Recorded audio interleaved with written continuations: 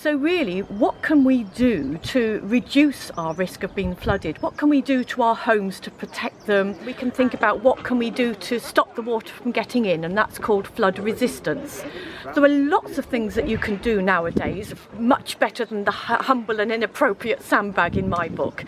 So first of all, always look for something with a kite mark, because you know that that's been checked to government standards. So first of all, there are guards and door boards and things that you can put in front of your home. So if you get a flood warning, you can put them up in front of your door and they will stop the water from getting in. You can either bolt them on or clip them on. And also think about air bricks, because 5,000 litres of water an hour can get into your home via the air bricks alone. So you've got two choices here, either looking for a kite marked flood protection product that you can actually fit to your air brick, or my preference would be a self-closing air brick, so the minute the flood water comes they self-close. You can also get normal looking doors these days in plastic, in wood look, in green, in red. I've seen all sorts of colours, and the minute you lock them they act as a flood protection product. So again, you can be at work or on holiday in bed and it will work for you. Water will find its way in via the drains, so think of a non-return valve. And you can get anti-backflow valves for your washing machine, for your dishwasher. Ask advice from professionals as well, but do what you think is best for yourself. So if you want a lightweight door, if you're elderly, then think about that. Have a lift and a feel of them, and just get things that you feel are comfortable and as right for you. That's keeping the water out. So what can you do if you can't keep the water out? Because we've seen flood water that's got horrendously deep recently. So I would actually think about, well, what can I do to reduce the damage that flood water would do when it gets into my home? Which is exactly what I did, because I was flooded so regularly and it was difficult to keep it out. So I actually sort of tanked my walls with a cement type plaster.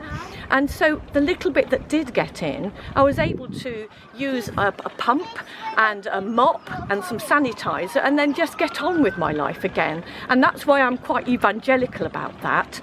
And there are lots of things that you can use to reduce the impact. So having said the sort of the tanking, there's some membranes you can put on a wall that essentially look like a great big polythene egg boxes, little egg boxes that you actually polythene sheeting like egg boxes, membrane that you can line the walls with, down the walls, under the floor and into a sump pump. Now always get advice from a surveyor to see if that is appropriate for your property, so a suitably qualified surveyor, I have to say, and also from experts as well, people that put this in on a regular basis, because they can work out how many pumps you will need and how strong the pumps have got to be. Think about where your plug sockets are going to go. Are they going to go up the wall? And then make sure the wiring comes from the ceiling. Think about concrete floors and either ceramic tiles or stone tiles with the right adhesive. Make sure you get waterproof adhesive, really important, because the last thing you want is the tiles lifting up. So get waterproof adhesive. And then think about as well your kitchen, because kitchens are one of the most costly items to replace. That if you can get either a plastic kitchen, a solid wood kitchen, a steel type kitchen with an acrylic coating, all those things can literally be steam cleaned and dried and used again. So anything that can reduce the disruption to your daily living is really great in my book. So trying to keep it out and then adapting your home to do its worst, but not its worst when it actually gets in. So putting your boiler up the wall, putting all your fuse boxes and services up the wall, even your television up the wall, your fireplace higher up, and then put your wood burning stove or whatever higher up.